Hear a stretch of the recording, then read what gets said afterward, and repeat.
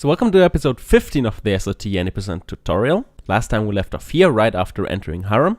And again, there now are two possible routes to take, consisting of several different zips. First of all, I'll show the fast route, including the Harem zip. Okay, the setup goes like this. You min wall run jump of that position, characterized by that line on the floor.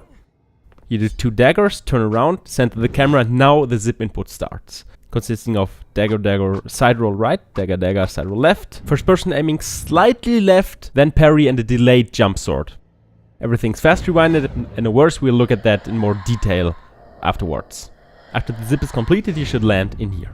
The actions themselves are not too hard to replicate. The only tricky things are not aiming straight at the wall, but a bit left to that, as well as the delayed jump sword. So before I talked about how if you do a jump sword and the sword part happens too late, you don't go as far down, or if you're really late, it goes upwards. And for this zip, we want to go upwards. So when jumping for the jump sword, when the prince is at the highest point of his jump, you want to press sword.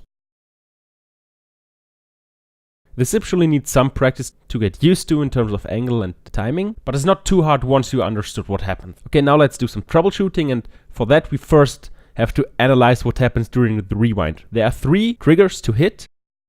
You know, you hit the first one when this little white sparkle comes up there on the right side. You hit the second one when this pre-harem area deloads, but the traps on the floor are still there. That's trigger 2. And you hit trigger 3 when the traps deload. Okay, and different mistakes in the zip can make you miss different load triggers. So if you're aiming too far left or right in the first person aim at the end, you will hit the first trigger, you will see the little sparkle thing, but you will miss the second and therefore the third loading trigger. And as a result, you'll float for around 10 seconds, then game over, and then you can try again. Because that's the good thing about this zip, since the checkpoint is right there. After failing the zip, you can try again as often as you want. Now, if your jump sword timing is off, meaning you go too low or too high, you will miss the second and sometimes even the first loading trigger. And in really rare cases, you only miss the third loading trigger, resulting in this area back there not being loaded. This one can easily be fixed by simply hanging down this ledge here. That loads the area and then you can continue. Okay, after successfully doing Harem zip and potentially loading this area manually, we parry zip through this breakable wall.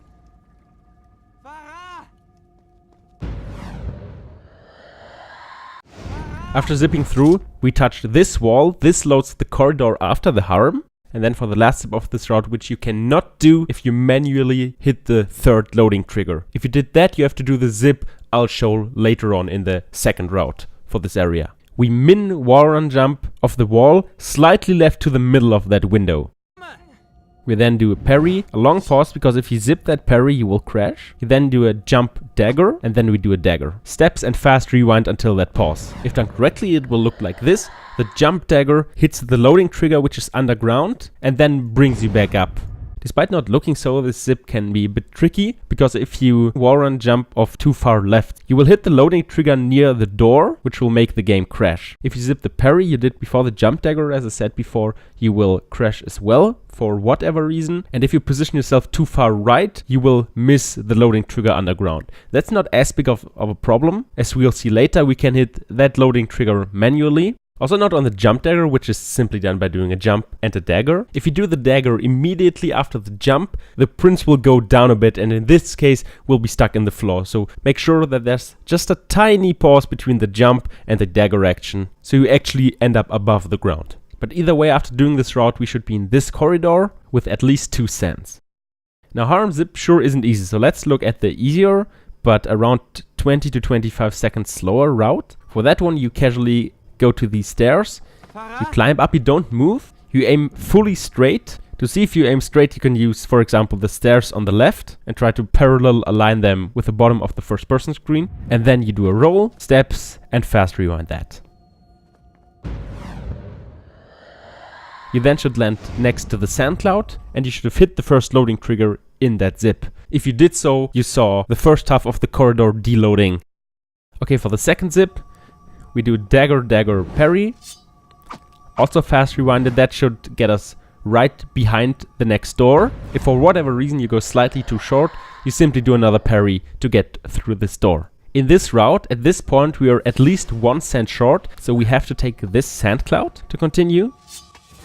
We then again do the parry through this wall. hit the loading trigger by touching this wall. And now this zip is a bit different because the enemies are loaded and the enemy script is running. We cannot do the zip with the jump dagger in it to load the next area because that will crash the game. So instead, we min wall run jump off the right side of the wall and do a simple fast rewinded dagger to get into the corridor after harem. Now we have to manually hit the loading trigger for the next corridor. We do so by going into this corner. Just be a bit careful because there's a cutscene right in front of the door. And then you turn this lever. And after fully turning the lever, the next corridor is loaded and in the state you want. Maybe worth noting, if you did the fast route and therefore the jump dagger into this area, you don't have to hit the trigger in the corner, and you also don't have to turn around the lever. Those things are only a replacement for hitting the underground trigger with the jump dagger. No matter which route you did, you should now be outside of harem with the next area properly loaded. So here the two routes merge together. On the right side of the wall, you do a wall run flip. You first person aim like this, so there's just a tiny gap between the left side of the first person cam and this part of the lever. The actions for the zip then are dagger, sword, camera reset, slow rewind it. In the zip you hit two loading triggers. The first one gets hit when the area turns black. The second one gets hit when that little light in the background disappears. And after hitting the second loading trigger, you can stop the rewind. And you should land in this corridor. Okay, next we want to zip to the sand cloud in observatory. There's a variety of zips you can do here. I'll present the arguably easiest of those zips. You wall run jump somewhere off that wall. Do a jump and a dagger. The dagger is slow rewinded. The jump is either slow or fast rewinded. That one doesn't matter. And you then should either grab that ledge or directly land on this platform. So you then take this sand cloud. This means there's only one zip left until the next checkpoint. For that we have to climb these poles. You can either jump through them, that's a bit faster, or if you have trouble with that, you can simply wall run to it. Get out the poles and position yourself here. So you stand under the swing pole, you wait for 2 or 3 seconds, and you then do the following actions. You jump up, immediately go down, get up, sword, and steps, all fast rewinded. You stop the zip as soon as the camera looks like this and stops moving. And then you should land in this corridor. You touch the door to get the checkpoint, this is really important, and you then kill the prince using these traps to load the next part of the corridor and respawn at this very checkpoint. Okay, at this point we are 70% through the game, that's quite far already, and next time I'll talk about the route from here, from the observatory corridor on forwards. So thanks for watching.